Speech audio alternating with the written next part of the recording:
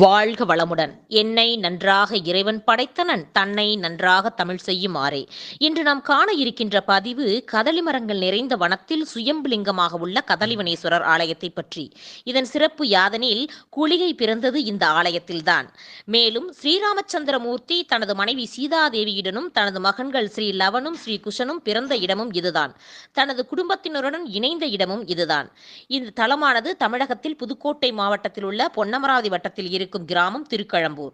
இவ்வூரில் அருள்மிகு கதலிவனேஸ்வரர் ஆலயம் உள்ளது. இங்கு வீற்றிருக்கும் சுவாமி சுயம்புலிங்கம். அதைச் சுற்றி பிரகாரத்தில் உள்ள வாழை மரங்களும் சுயம்பு. இங்குள்ள வாழை மரத்திற்கு யாரும் தண்ணீர் பாய்ச்சுவதே கிடையாது. மண்ணை வெட்டி கொத்துவதோ கிடையாது. இந்த வாழையை வெளியே கொண்டு வந்து நட்டாலும் உருவாகாது. வெளியே உள்ள வாழையை உள்ளே வைத்தாலும் உருவாகாது. இலை, காய், பூ, நார், தண்டு, கிழங்கு எதுவும் மனிதர்கள் சாப்பிடக்கூடாது. வாழைப்பழம் பழுத்த பின்னர் பஞ்சாமிர்தம் செய்து சாமிக்கு அபிஷேகம் செய்த பின்னர் தான் சாப்பிடலாம். இதனால் உடலில் உள்ள வியாதிகள் குணமாகும். அபிஷேகம் செய்வதற்கு முன் சாப்பிட்டால் உடம்பு முழுவதும் வெண்குஷ்டம் வந்துவிடும்.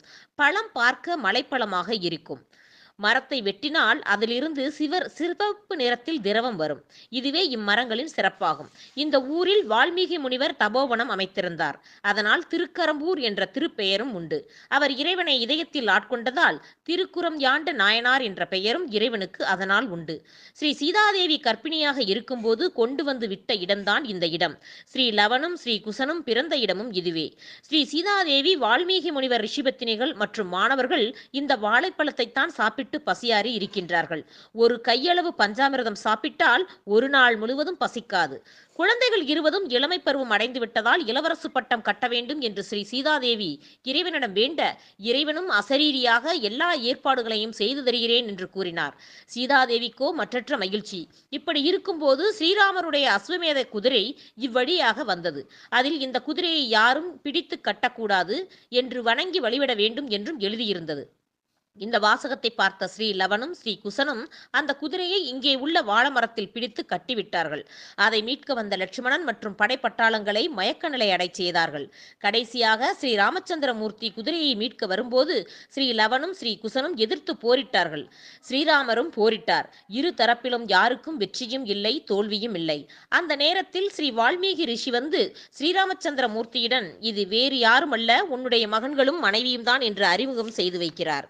இந்த இரண்டு பேரும் சேர்ந்ததற்கு அடையாளமாக ஸ்ரீ மகா கணபதியை உளியால் அடிக்காமல் ஒரு பெரிய கல்லை சிறிய கல்லால் தட்டி விநாயகர் ஆக்கினார்கள். அதை பிரதிஷ்டை செய்தார்கள். அதனால் ஸ்ரீ தசரத மகாராஜா ஒரு குடையின் கீழ் ஆண்ட சூரிய குலத்திற்கே முன்ஜென்ம பாவம் நீங்க வாழைக்காய் பரிகாரம் செய்தால் நீங்கிவிடும். யுகங்கள் தாண்டி கன்னிமூல ஸ்ரீ மகா கணபதியும் வாழை மரத் தோட்டங்களும் இருந்தது. மதுரையை ஆண்ட பாண்டிய மன்னன் சோழ மன்னன் மேல் படையெடுத்து செல்லும் போது வழியில் வாழை மரங்களுக்கிடையே கோயில் தெரிந்ததை பார்த்துவிட்டு அங்கே உள்ளே செல்லும் போது பாண்டிய மன்னரின் குதிரை கால்குழம்பு சுவாமியின் மேல் பட்டு சிவலிங்கம் 3 பிளவுகள் ஆகி இருந்து அதிலிருந்து குருதி கொட்டியது. இதனால் கண் பார்வை இழந்த மன்னன் இறைவனிடம், இறைவா, நான் அறியாமல் செய்த பிழையை மன்னிக்க வேண்டும், எனக்கு கண் பார்வை வேண்டும் என்று வேண்டினார். இறைவனும் அரசனின் வேண்டுதலுக்கு இணங்கி இங்கே ஒரு ஆலயம் எழுப்பித்தா எனக்கு என்று கேட்டார். உனக்கு கண் பார்வை கிட்டும் என்று உறுதி கூறவே இறைவன் மன்னருக்கு கண் பார்வையை கொடுத்தருளினார். அதனால் ஸ்ரீ வைத்தியநாத சுவாமி என்ற பெயரும் உண்டு. வாழைப்பழ தோட்டத்தில் இருப்பதால் கதலிவனேஸ்வரர் என்ற பெயரும் உண்டு. பாண்டிய மன்னர் கோயில் கட்டினார். இறைவனுக்கு அவர் எங்கே கோயில் கட்டினாலும் ஸ்ரீ மீனாட்சி சொக்கநாதர் இல்லாமல் கோயில் கட்டுவது இல்லை. ஸ்ரீ மீனாட்சி சொக்கநாதருக்கு தனி கோயில் பிரகாரத்தில் ரிஷபாருடன் கட்டினார்.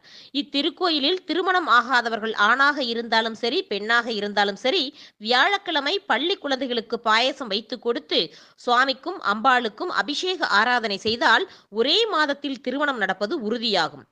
பிரிவினை ஆகிய குடும்பத்தில் கணவன் மனைவி இருவரில் யாரேனும் ஒருவர் ஆலயத்தை 108 முறை சுற்றி குழந்தைகளுக்கு மிட்டாய் கொடுக்க ஒரே வாரத்தில் குடும்பம் ஒன்று சேரும். தீராத வியாதிகள் உடம்பில் இருந்தால் நல்லெண்ணெய், பஞ்சாமிர்தம், விபூதி, பால் இவைகளை சுவாமிக்கு அபிஷேகம் செய்தபின் சாப்பிட நோய்கள் தீரும். ஆதிசங்கரர் சுவாமி தரிசனத்திற்கு இங்கே வந்தபோது அம்பாள் இல்லாமல் தரிசனம் செய்ய இயலாது என்பதால் அம்பாளை பிரதிஷ்டை செய்து சுவாமியை பார்ப்பது போல் எதிரே கிழக்கே ஸ்ரீ திருவருள் ஒளி ஈஸ்வரர் ஸ்ரீ சவுந்தரநாயகி என்ற கோயிலை எழுப்பி அதன் பின்னரே அம்மன் கோயிலில் அம்மனை பிரதிஷ்டை செய்தார்.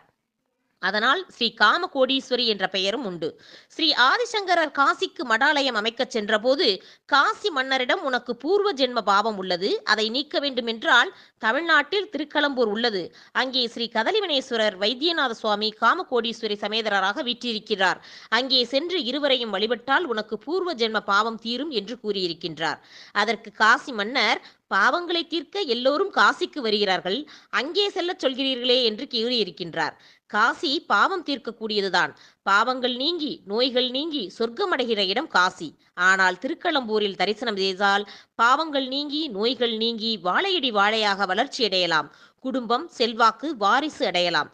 குடும்பம் செல்வம் செல்வாக்கு வாரிசு தொழில் நற்பெயர் ஆகியவை வளர்ச்சியடையும் என்று கூறியிருக்கின்றார். அதை கேட்டு காசி மன்னன் இங்கே வந்திருக்கின்றார். அது சமயம் இருட்டாக இருக்கவே காலையில் சாமி தரிசனம் செய்யலாம் என்று தங்கியிருக்கின்றார். இரவில் மன்னரின் கனவில் வயோதிக உருவத்தில் உனக்கு வசதி வாய்ப்பு உள்ளது, என்னை போல் வயோதிகரால் எப்படி காசிக்கு வர முடியும் என்று கேட்டுள்ளார். அதற்கு நான் என்ன செய்ய வேண்டும் என்று மன்னன் கேட்டுள்ளார்.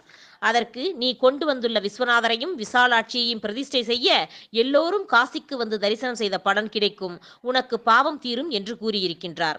காலையில் உதயமாகிய நாளிகையில் விஸ்வநாதர் விசாலாட்சி பிரதிஷ்டை செய்யப்பட்டது. திருக்களம்பூர் அருள்மிகு கதலிவனேஸ்வரர் திருக்குரம்பு நாயகி காமகோடீஸ்வரி சமேத வைத்தியநாத சுவாமி ஆலயத்திற்கு வந்தால் ஸ்ரீ மதுரை மீனாட்சி சொக்கநாதர், காசி விஸ்வநாதர் விசாலாட்சி, காஞ்சி காமகோடீஸ்வரி இவர்களை தரிசனம் செய்த பலன் உண்டு. 1008 சிவாலயங்களை தரிசனம் செய்த பலனும் இதற்கு உண்டு. திருமணம் வேண்டி வருபவருக்கும், குழந்தை வரம் வேண்டி வருபவருக்கும், தீராத நோய் தீர வேண்டி வருபவருக்கும் நோய் தீர்க்கக்கூடிய மருந்துண்டு. செல்வம் செல்வாக்கு அடைய, வாழ்க்கையில் சந்தோஷம் அடைய அனைத்திற்கும் இங்கே பரிகாரம் உண்டு. ஒரு முறை ஏனும் இத்திருத்தலம் வந்து பாரீர், வந்து வணங்கிச் செல்வீர். வாழ்க வளமுடன்.